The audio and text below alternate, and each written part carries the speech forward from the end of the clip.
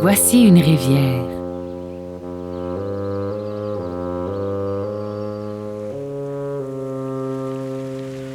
Et voici la mer vers laquelle elle coule.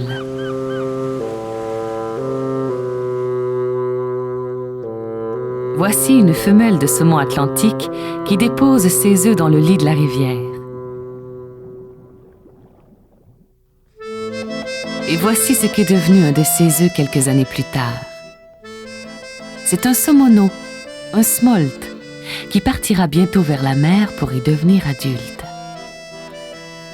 Celui-ci n'avait pourtant que 3 chances sur 100 de survivre jusqu'à ce stade. Mais il a survécu. Chance? Prédisposition génétique?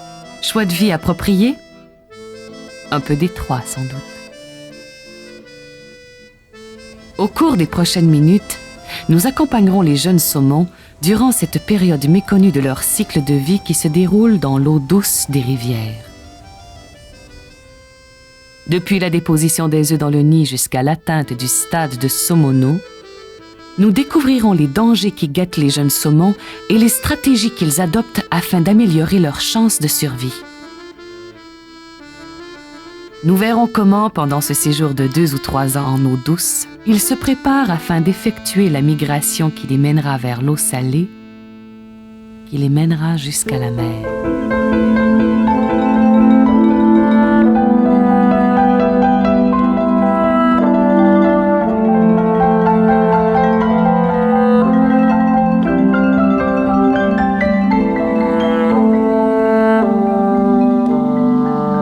L'histoire débute ici, au mois d'octobre, sur une frayère de saumon atlantique. Une femelle creuse inlassablement le lit de la rivière afin d'y construire son nid.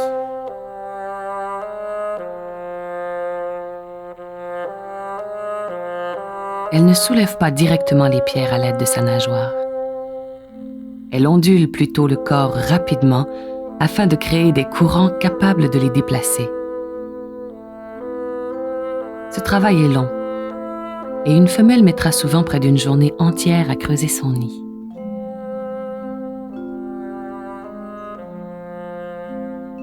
Derrière, un saumon mâle est aux aguets. Il surveille la femelle et épie les autres mâles qui tentent de se rapprocher d'elle. Lorsque l'un d'eux s'aventure trop près, la lutte éclate afin de chasser l'intrus.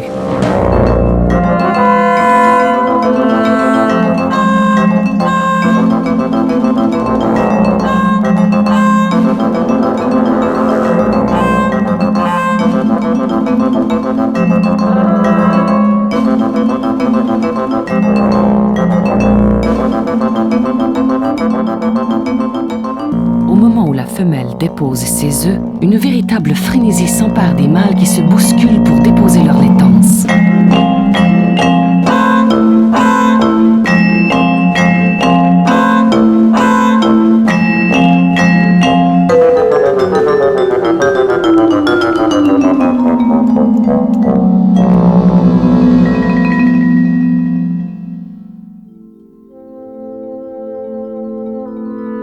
Puis, alors que le calme revient et que le nuage de laitance se dissipe, les mâles s'éloignent lentement et la femelle complète le nid en recouvrant les œufs d'une couche de gravier.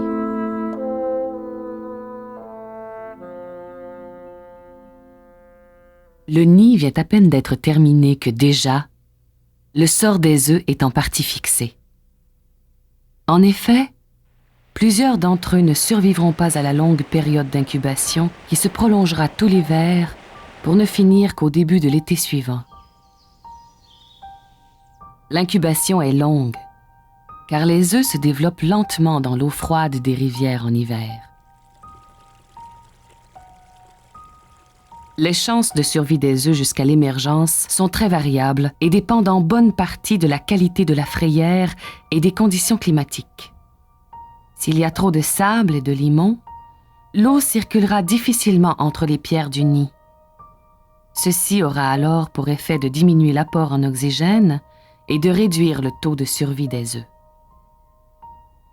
Certes, On retrouve peu de sédiments fins dans le nid après la fraie, car les mouvements répétés de la queue de la femelle lors du creusage ont permis de les évacuer. Mais certaines activités humaines, comme la coupe forestière et la construction de routes, provoquent souvent une érosion des sols qui amène une surabondance de sédiments fins vers la rivière. Ces sédiments fins vont s'infiltrer dans les nids et plusieurs œufs mourront étouffés. La venue de l'hiver est aussi la source d'autres dangers pour les œufs. La neige qui tombe s'accumule au sol plutôt que d'alimenter le débit de la rivière comme le ferait la pluie. Résultat, le niveau de l'eau baisse. Certains nids peuvent alors s'assécher et les œufs y meurent gelés. Au printemps, le réchauffement de la température entraîne la fonte soudaine de la neige accumulée. La rivière gonfle, le couvert de glace se fracture, les pierres du lit sont transportées par les forts courants. C'est la crue. Certains œufs seront alors broyés par les pierres en mouvement.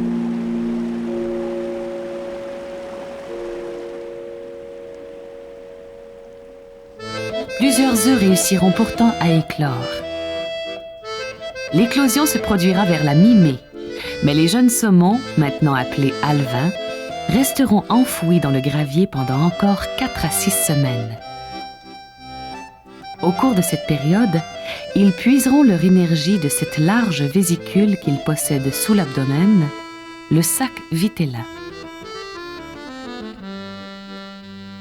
Puis, une fois leur réserve vitelline épuisée, les alevins se frayeront un chemin jusqu'à la surface et commenceront enfin leur vie en eau libre. Les alevins font dorénavant face à un tout nouvel environnement. Un environnement dynamique où ils devront se déplacer et faire des choix. Mais pour le moment, ils n'ont pas encore la force nécessaire pour combattre le courant de la rivière. Aussitôt sortis du nid, ils sont emportés et dérivent jusqu'aux zones d'eau calme où ils peuvent se maintenir en place. Pour les jeunes alevins, il est primordial de s'alimenter dès que possible, car une croissance rapide constitue la clé du succès menant à la survie. Une compétition intense s'installera. Ceux qui seront les premiers à s'alimenter grossiront plus vite. Ils pourront alors s'approprier les meilleurs sites d'alimentation, ce qui leur permettra de croître plus rapidement que les autres et de creuser encore davantage l'écart de taille avec les individus plus petits. Lorsqu'ils sont très jeunes, les saumons se nourrissent de petits insectes qu'ils trouvent sur le lit de la rivière. Mais dès qu'ils deviennent un peu plus gros et que leur capacité de nage s'améliore, les saumons s'alimentent à même les insectes qui dérivent dans le courant. Pour un jeune saumon, un bon site d'alimentation est un endroit qui fournit une nourriture abondante sans avoir à dépenser trop d'énergie pour s'y maintenir. C'est ce genre de conditions que l'on retrouve dans les zones peu profondes situées à la sortie des fosses, les seuils. Certes, le courant y est plus fort, mais il charrie une abondance d'insectes dont les jeunes saumons se nourrissent. Pour ménager leurs forces, les saumons ont développé une manière très efficace de s'alimenter. Plutôt que de se déplacer sans cesse à la recherche d'une proie, ils font le guet derrière le sommet d'une grosse roche et attendent patiemment qu'un insecte dérive vers eux. Le choix du poste d'attente n'est pas le fruit du hasard, car à cet endroit précis, un contre-courant permet au saumon de se maintenir en place en ne fournissant qu'un minimum d'efforts. Lorsqu'il repère une proie, le saumon passe à l'attaque. Il s'élance dans le courant et capture la proie avant qu'elle ne dérive trop loin. Il effectue alors un choix étonnant.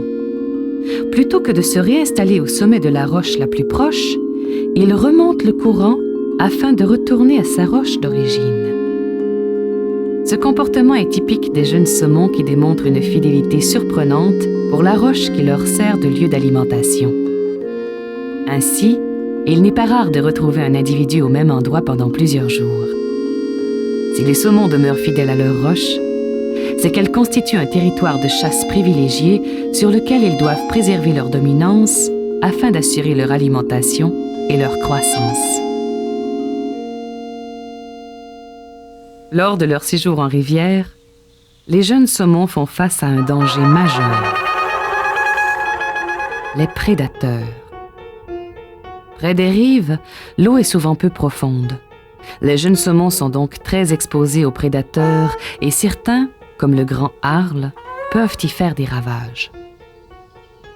Selon une étude récente effectuée en Écosse, le grand harle, communément appelé Bexy, pourrait consommer entre 3 et 16% de la population de jeunes saumons d'une rivière. Parmi les autres prédateurs connus du saumon, on retrouve le héron, le vison et le martin pêcheur. Dans plusieurs rivières à saumon, on retrouve aussi d'importantes populations d'omble-fontaine anadrome, aussi appelées truites de mer. Ces truites effectuent une partie de leur cycle de vie en eau salée où elles peuvent atteindre des tailles considérables. La truite de mer n'est pas considérée comme un prédateur naturel du saumon, mais nul doute qu'un jeune saumon bien dodu peut parfois constituer un repas de choix pour ces truites géantes.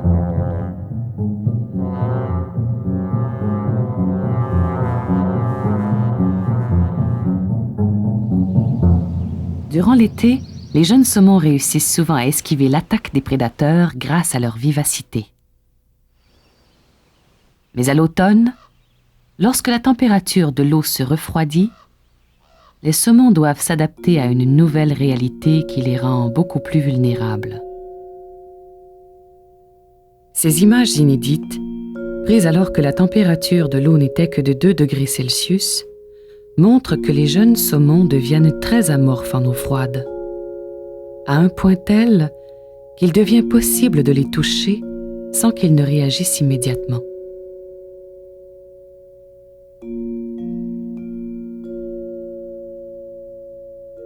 On a longtemps cru qu'afin d'éviter les prédateurs, les saumons se réfugiaient au fond des fosses, car ils disparaissaient dès l'arrivée du froid. Mais un jour, quelqu'un a eu l'idée de tourner quelques pierres du lit. Surprise! On a alors découvert que les jeunes saumons s'y cachaient, bien à l'abri des prédateurs. Par la suite, on a constaté que les saumons ne se cachent que durant le jour et qu'ils profitent de la nuit pour ressortir sans danger de leur cachette afin de s'alimenter.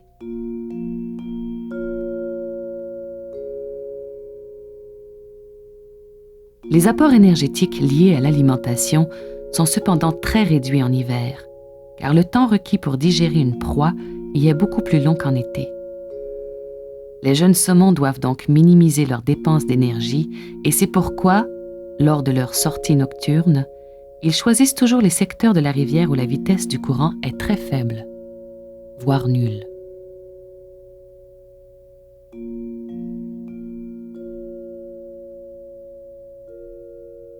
C'est la saison froide qui constitue la période la plus critique pour la survie des alevins. Sous des apparences calmes, la rivière est en fait en constante évolution durant l'hiver. Le couvert de glace s'épaissit, le débit diminue, l'habitat disponible se réduit.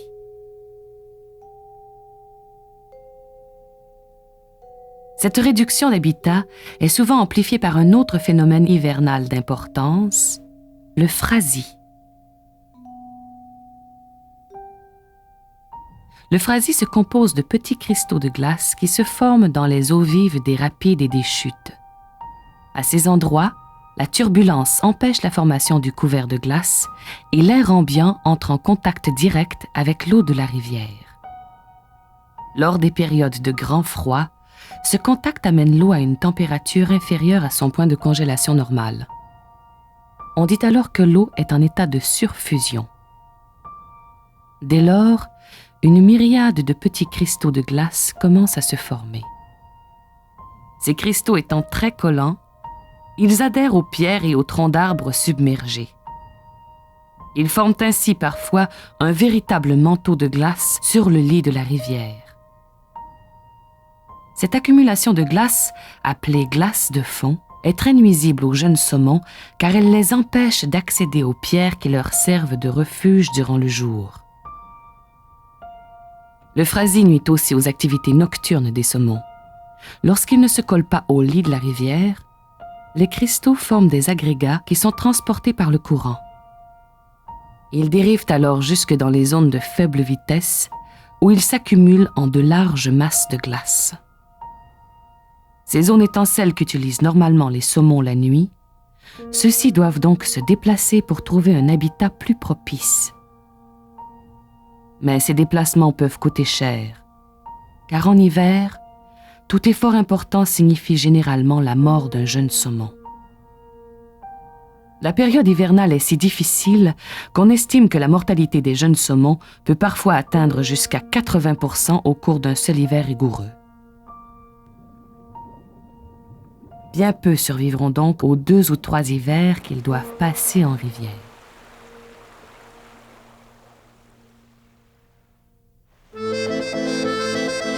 L'arrivée du printemps marque la fin de la première année de vie des alevins. Ceux qui ont survécu jusque-là ont changé d'apparence quand ils ont atteint une longueur d'environ 7 cm. On distingue maintenant sur leurs flancs des lignes verticales foncées et de petits points rouges. Ces signes distinctifs démontrent qu'ils sont devenus des tacons.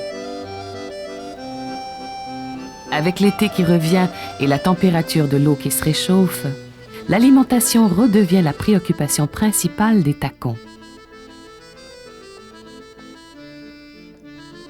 Au cours du premier été, les alevins ne pouvaient consommer que de petits insectes, comme les chironomides par exemple. Mais maintenant, les tacons peuvent gober des proies plus grandes, comme les diptères et les trichoptères. Le gain énergétique fourni par ces proies étant meilleur, la croissance s'accélère. Cette course vers la croissance la plus rapide entraînera chez certains tacons des changements étonnants. On a longtemps cru que les saumons devaient nécessairement effectuer un séjour en mer avant de devenir aptes à se reproduire. Mais on a récemment découvert qu'il n'en est rien. En fait, certains des plus gros tacons mâles deviennent sexuellement matures lors de leur séjour en rivière, ce qui leur permet de se reproduire sans même jamais être allés en mer. Mais comment des tacons précoces d'à peine 10 cm de long parviennent-ils à rivaliser avec des saumons adultes? En jouant d'astuces. Pendant que les mâles adultes luttent pour s'approprier une femelle, les tacons précoces, eux, se font discrets et attendent patiemment le moment de passer à l'action. Parfois, les tacons poussent même la témérité jusqu'à se cacher au fond du nid pendant que la femelle creuse encore. Certains paieront très cher cette audace. Des études suggèrent que malgré leur petite taille, les tacons précoces parviennent à fertiliser entre 6 et 15% des œufs d'un nid. Pour un saumon adulte, ce taux de succès serait faible. Mais pour un tacon précoce, il représente une probabilité de reproduction immédiate, tandis que les chances de survivre à un séjour en mer et d'en revenir pour se reproduire sont bien plus faibles. Les tacons précoces ont toutefois subi un changement physiologique coûteux du point de vue énergétique et leur taux de survie au cours de l'hiver suivant sera beaucoup moins élevé que celui des tacons immatures. Ils seront aussi moins nombreux à amorcer durant l'hiver le processus de smoltification qui transforme les tacons en saumonaux afin de leur permettre de survivre dans l'eau salée. Avec cette transformation, les saumons changent une fois de plus d'apparence. Ils sont maintenant de couleur argentée et leur allure est élancée. Moins agressifs qu'à l'habitude, ils se tiennent souvent en groupe et attendent le signal de la dévalaison. L'hiver se termine. Le moment du départ arrive. Entraînés par les eaux de la crue printanière, les Somonos se mettent en branle. Ils entreprennent enfin le voyage qui marque l'aboutissement de leur vie dans les eaux de la rivière qui les a vus naître. Guidés par le courant, ils suivent la route qui les mène vers l'embouchure, vers l'estuaire, vers l'eau salée de la mer. Au-delà, on ne sait pas trop ce qui leur arrivera, mais on sait que là encore, à peine 4% d'entre eux survivront à leur séjour en mer et reviendront frayer dans cette rivière. Ils feront alors à rebours le voyage qui les conduira de la mer à l'estuaire, à la rivière.